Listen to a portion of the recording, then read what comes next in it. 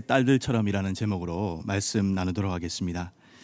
민수기는 말 그대로 백성 민자 그리고 셈수 기록할 기가 합쳐진 말입니다. 그러니까 백성의 수를 세는 이야기라고 할 수 있습니다. 총 2번의 인구조사가 들어있는데 오늘 읽은 27장 바로 앞에 26장에는 두 번째 인구조사가 등장하고 첫 번째 인구조사는 다름 아니라 그 민수기 1장에 등장하고 있습니다. 아주 오래전에 인구조사는 절대 쉬운 일이 아니었을 것입니다. 그럼에도 불구하고 민수기가 2번에 걸쳐서 인구조사를 언급하는 것은 어떤 중요한 의미가 있어서이지 않겠습니까? 그러면 그 이유를 한번 살펴보도록 하겠습니다. 민수기 1장 3절에는 첫 번째 인구조사를 실시했던 두 사람의 이름이 등장하고 있습니다. 바로 모세와 아론입니다. 그런데 26장에서 두 번째 인구조사를 할 때는 계속하는 사람들의 이름이 바뀝니다. 그게 모세와 엘르아살이라고 이렇게 되어 있습니다. 모세와 아론에서 모세와 엘르아살로 사람이 바뀌었습니다. 왜냐하면 아론이 죽고 그 자리에 대신해서 엘르아살이 들어왔기 때문입니다. 아론은 9세대의 대표적인 인물인데 아론과 더불어 9세대가 다 죽었다는 것입니다. 믿음의 몇 사람을 빼고 9세대가 다 죽은 것이죠.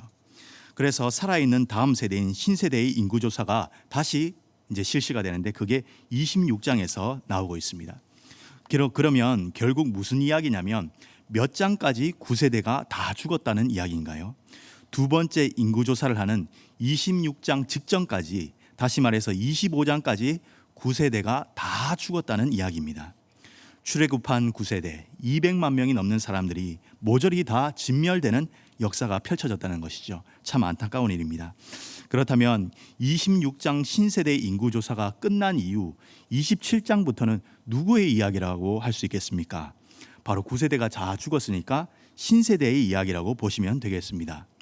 그런데 상식상 신세대의 인구조사가 이제 끝났으면 그 다음에 누구의 이야기가 나와야 정상적인 순서가 되겠습니까?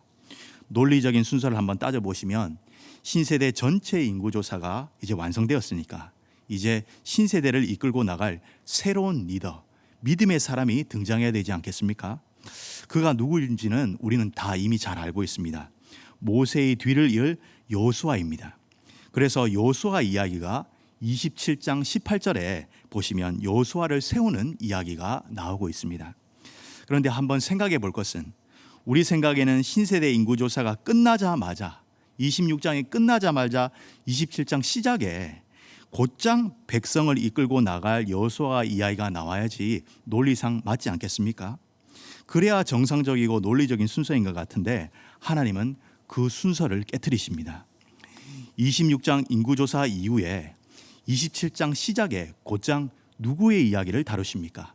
다름 아니라 슬로브와 5딸들에 대한 이야기를 먼저 다루신다는 것입니다. 그리고 그 다음에 여호수아의 이야기를 다루고 있다는 것이죠. 그렇다면 누구의 이야기가 더 중요하다고 할 수 있겠습니까?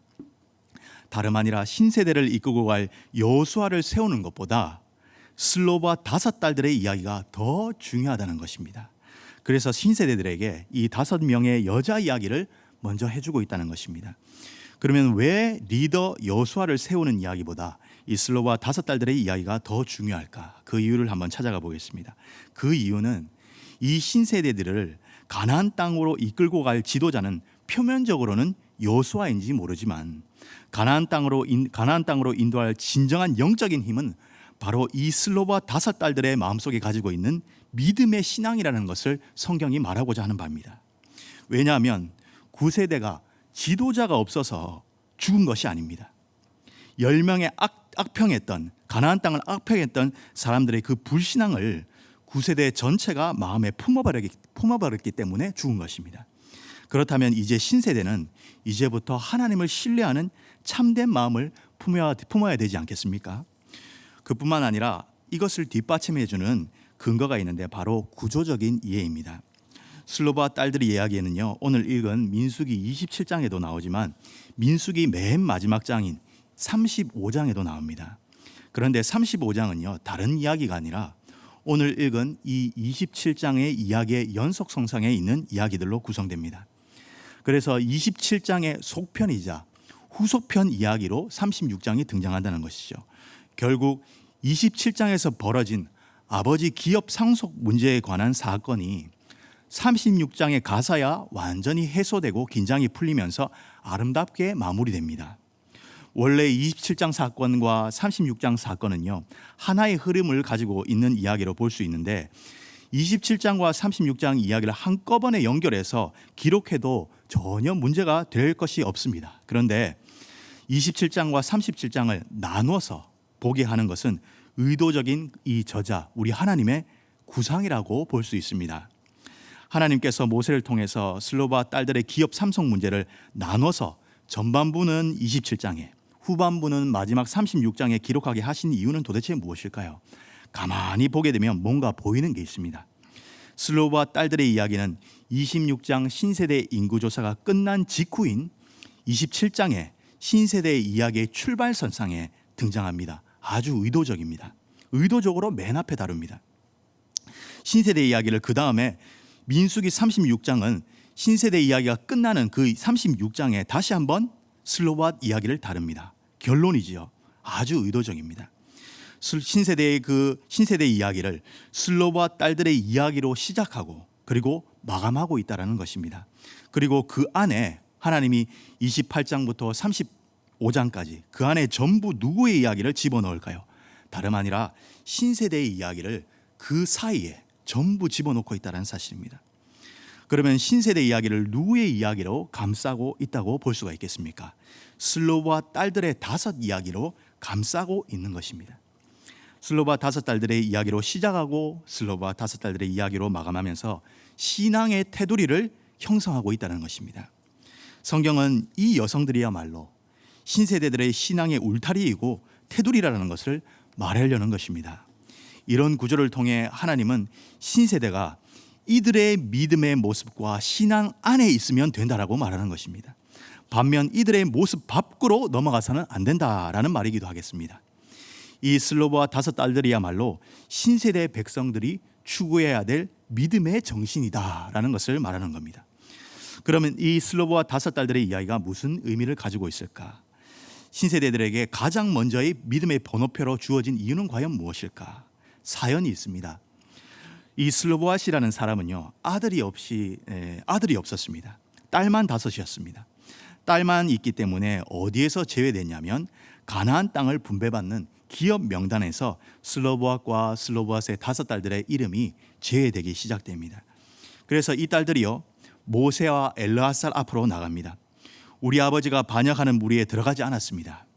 비록 정탐꾼 사건으로 말미암아 그 땅을 악평해서 40년의 그 광야의 여정을 징계로 받아 죽어갔지만, 하지만 그 이후로는 단 한 번도 하나님을 반역하지 않고 고라의 반역에도 가담하지도 않고 거기에 포함되지 않고 항상 회개하는 마음으로 살아왔습니다.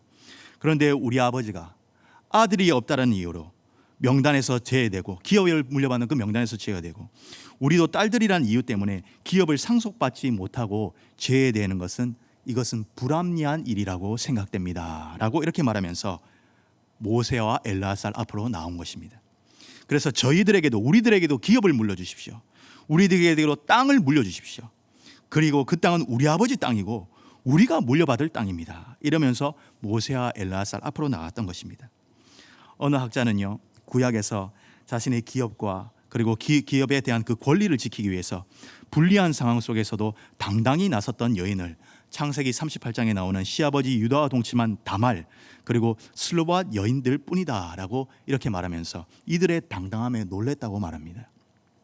모세도요, 이런 일은 처음 겪는 일입니다. 시내산에서 하나님께서 법을 주셨는데 그 법 속에 이런 내용이 들어가 있지 않다라는 것입니다. 여자들에게 땅을 어떻게 상속해야 되는지 법 자체가 없는 것입니다. 그래서 모세는 하나님께 물어보기 시작합니다. 그랬더니 하나님께서 어떻게 응답해 주셨냐면 이렇게 응답합니다. 그것이 민수기 27장 7절의 말씀입니다. 제가 읽어보도록 하겠습니다. 슬로바 딸들의 말이 옳으니 너는 반드시 그들의 아버지의 형제 중에서 그들에게 기업을 주어 받게 하되 그들의 아버지의 기업을 그들에게 돌릴지니라. 아멘. 하나님이 슬로바 딸들의 말이 옳다라고 이렇게 말씀하시면서 반드시 그들의 아버지의 기업을 물려받게 해야 된다라고 하나님이 직접 판결을 해주십니다. 그리고 슬로바 5 딸들에게 손을 번쩍 들어주시죠. 그 다음에 뭐가 만들어지냐면 없는 법이 하나 만들어집니다. 누구 때문에요? 이 여성들의 간구 때문에 하나님께서 법을 만드신 것입니다. 여성 상속법이 만들어지는 것이죠. 왜냐고요? 땅을 주시기 위해서 법을 만들어내는 겁니다. 그런데 이 법을 만들다 보니까 이제 또 문제가 발생합니다. 이 문제는 36장에서 다루어지는데 여자들은 때가 되면 어디로 가죠? 시집을 가버립니다.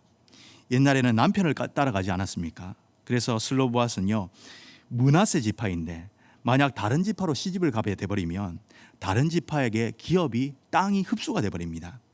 그 소식을 므낫세 지파 지휘관들이 듣고 난리가 났습니다. 심지어 희년이 와도 땅의 상속자들인 이 5딸들이 다른 지파로 가버렸기 때문에 희년이 돼도 땅이 돌아올 수가 없습니다. 그래서 므낫세 지파 지휘관들이 하나님 앞으로 나아갑니다. 그리고 자신들의 고충에 대해서 이야기를 하자 하나님께서 또 뭐라고 말씀하시냐면 이 므낫세 지파의 지휘관들의 말들이 옳도다라고 이렇게 말씀하시면서 슬로바 딸들은 앞으로 므낫세 지파 안에서만 시집을 가야 된다. 그것을 슬로바 딸들에게 말을 하고 슬로바 딸들의 그 여인들은 불평 하나 없이 성실히 지켜 행하게 됩니다. 왜죠? 오직 아버지의 기업인 그 땅을 상속받기 위해서입니다.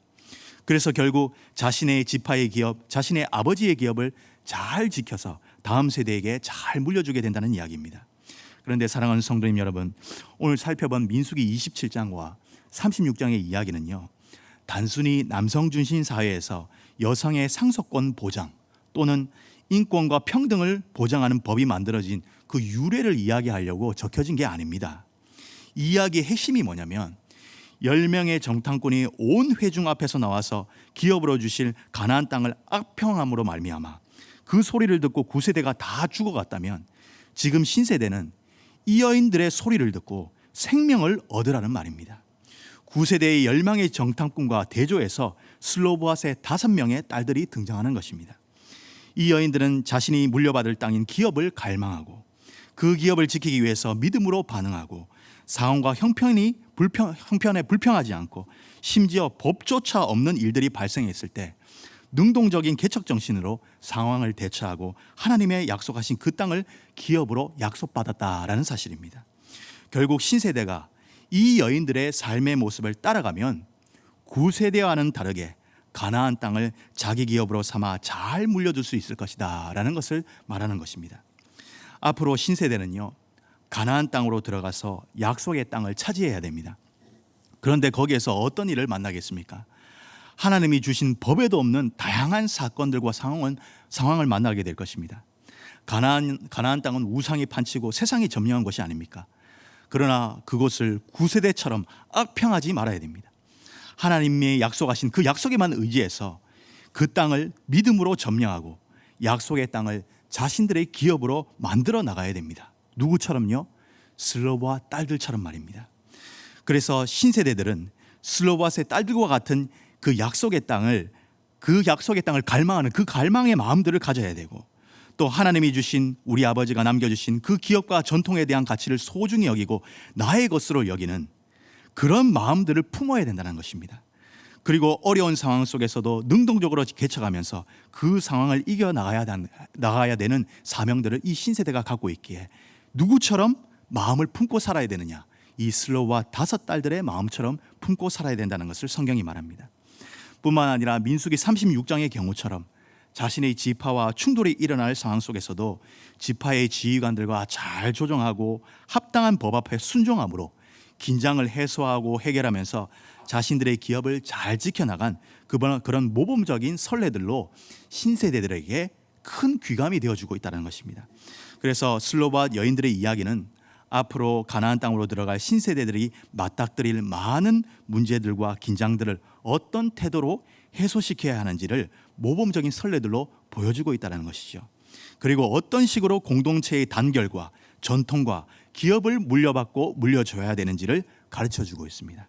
이런 훌륭한 사례들을 통해 신세대들은 가나안 땅이라는 미지의 세계 속에서도 난관을 이겨내고 공동체적 평화를 지켜나갈 수 있는 것입니다. 다시 말하면 슬로보아스의 딸들의 이야기는 신세대들의 테두리가 돼서 모든 신세대들로 이런 식으로 삶의 문제들을 해결해 나가야 된다는 것을 보여주는 틀이라고 말할 수 있겠습니다.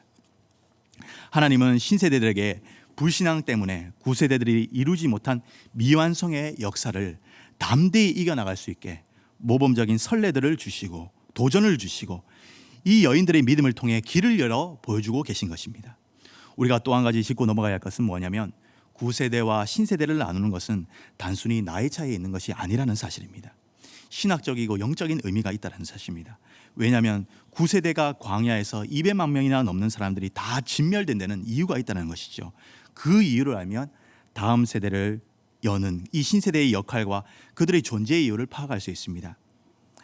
구세대가 왜 광야에서 죽어갔을까? 그것이 민수기 14장 37절과 38장에 나오는데 제가 읽어보도록 하겠습니다. 곧 그 땅에 대하여 악평한 자들은 여호와 앞에서 재앙으로 죽었고 그 땅을 정탐하러 갔던 사람들 중에서 오직 눈의 아들 여호수아와 여분네 아들 갈렙은 생존하니라. 구세대는 하나님께서 주신 그 가나안 땅을 주시겠다는 그 약속들을 받았음에도 불구하고 그 약속들을 업신여겼고 불평함으로 말미암아 그래서 광야에서 다 죽어갔다라고 성경은 말하고 있습니다. 성경은 신세대와 구세대를요 나누는 기준을 절대 나이 차이라고 이야기를 하지 않습니다. 오직 딱 한 가지, 불신앙 때문이다라고 이렇게 결론 짓고 있습니다. 슬로밧 여인들의 신앙은요 구세대와 비교하면 선명하게 드러나고 있습니다. 오늘 읽은 민수기 27장 4절 이후에는 가장 많이 등장하는 단어가 아버지라는 단어 그리고 기업이라는 단어입니다. 특히 기업이라는 단어가 제일 많이 등장하는데 기업이라는 얘기가 뭐냐면 약속의 땅을 이야기하는 것입니다. 이 여인들은 계속해서 땅을 달라고 합니다. 이 속에 무슨 의미가 무슨 전제가 깔려 있겠습니까? 가나안 땅은 하나님이 약속하셨으니까 반드시 점령될 것이다 라는 그 믿음이 깔려 있습니다. 반드시 점령될 거니까 일단 나한테 땅 문서 달라는 것입니다. 이것이 구세대들과 현격한 차이였습니다. 민수기 13장과 14장에서 구세대들은 우리는 능히 저 땅으로 올라가지 못하겠다. 우리는 그 땅 안 가겠다. 구세대들은 가나안 땅에 거인족이 살기 때문에 들어가지 못하겠다. 거기는 우리 땅이 아니다. 이렇게 말을 합니다. 심지어 이참에 모세하고 아론을 죽여버리고 새로운 리더를 세워서 돌아가자라고 말을까지 합니다. 고라와 다단과 아비라함의 반역 때에도요 가나안 땅에 들어가지 못하겠다고 이렇게 말을 했습니다. 심지어 모세와 아론에게 뭐라고까지 이야기했냐면 네가 이까지 우리를 끌고 나가서 광야에서 우리를 죽이려 한다라고 그렇게 반역을 하고 배교를 하기 시작했습니다. 이것이 구세대의 삶의 자세이고 그리고 믿음의 모습이었습니다. 반면에 슬로보아 딸들은 가나안 땅에 가본 적도 없는데 들어가 본 적도 없었는데 이 여인들도 구세대처럼 광야에 서 있습니다. 광야의 끝자락에 서 있습니다. 그런데 이 여인들이 광야의 끝자락에 서 있었을 때 그 가나안 땅에는 거인족들이 죽었을까요? 버젓이 살아 있었습니다. 그들이 당당히 버티고 있었습니다. 그런데도 불구하고 이 여인들은 무엇을 달라고 그럽니까? 그 땅을 기업으로 우리에게 달라고 그럽니다. 땅 문서를 주시고 그 땅이 우리 땅이니까 우리가 들어가서 차지할 것이니까 우리에게 주십시오. 우리 아버지의 이름으로 물려받을 땅입니다. 이렇게 말하고 요청하고 있다는 사실입니다. 이 여인들에게는 뭐가 없냐면 일말의 의심이라는 것이 없다는 사실이죠. 구세대들의 불신앙을 전혀 찾아볼 수 없다는 사실입니다. 바로 자신들의 땅이 된다는 확신을 가지고 있습니다. 누가 약속했기 때문이죠? 하나님이 약속하셨기 때문에. 그 땅에 아무리 거인족이 버티고 있을지라도 지금 광야의 끝자락에 서 있을지라도 그 광야가 실제가 아니라 하나님의 말씀만이 실제라는 것을 말하는 겁니다. 남자들도 두려워한 그 땅의 정복을 이 여인들이 믿음으로 받아들이고 있고 바로 신세대는 이런 슬로보아스의 5딸들과 같은 믿음의 정신으로 가나안 땅을 바라봐야 된다라고 성경이 말하는 것입니다. 말씀을 맺겠습니다. 여성은요 족보에도 들어가지 않던 세상에 살았던 이 여인들임에도 불구하고 남성 지도자들과 온 회중 앞에 당당히 나와서 요구를 하고 있습니다.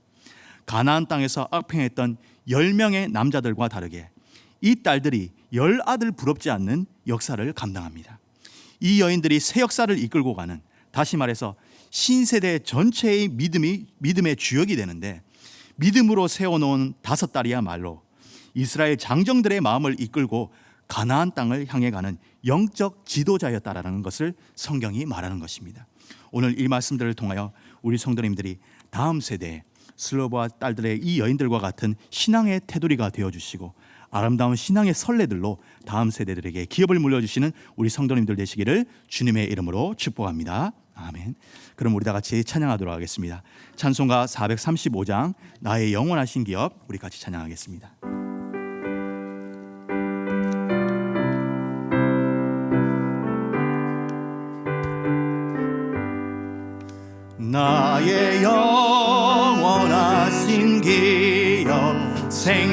생명보다 귀하다.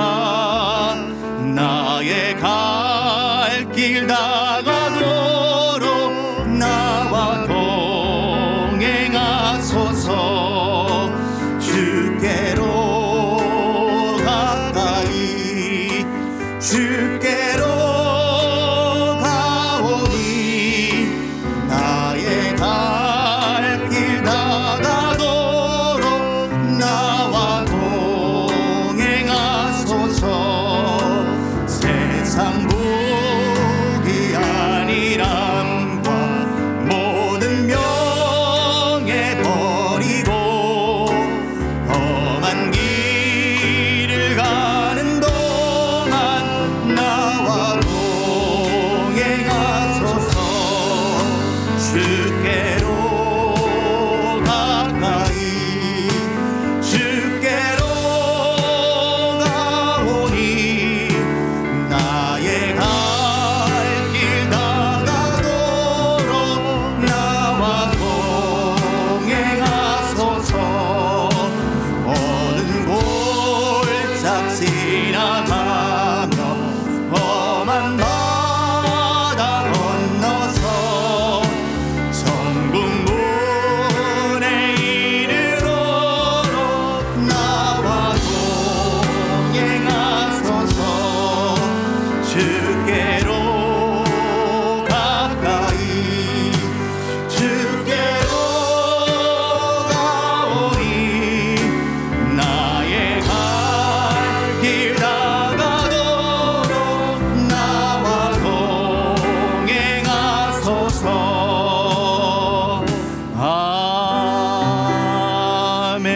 아멘. 우리 한번 기도하도록 하겠습니다. 우리 들은 말씀을 놓고 기도하도록 하겠습니다. 가나안 땅을 향해 가던 신세대의 이스라엘에게 필요했던 것은 리더 여호수아의 인도뿐만 아니라 스로바 다섯 달 속에 있던 하나님을 향한 신뢰가 필요했습니다.